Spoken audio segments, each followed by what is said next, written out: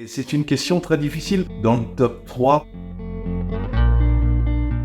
je m'appelle Franck Chenot, je suis artiste peintre et je viens de faire un livre sur 100 ans d'histoire d'architecture de l'Essonne entre 1790 et 1930. Alors, Dessin d'Essonne, ce qui est très sympa, c'est que il y a des histoires énormes dans ce département avec des bâtiments qui sont pas connus, qui ont disparu, ou une histoire qui n'a jamais été racontée du genre les gares. L'Essonne a été transformée par le fait que quand le train arrive vers le milieu du 19e siècle, d'un seul coup, tous les lieux de vacances deviennent des lieux de résidence.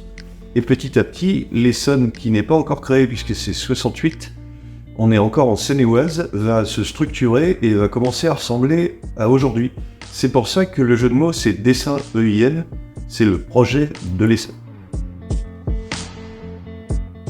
Je me suis dit, tiens, mais si on montrait ces chefs-d'œuvre à côté de chez nous, et petit à petit, ces dessins sont devenus une histoire cohérente qui fait tout le livre. Et c'est une question très difficile. Le théâtre des Tempes, l'écran moulin de Corbeil, ce qui est sur la couverture de cette maison Guimard. Le tome 2, ça sera le passage du train, le tome 1, à la voiture, le tome 2.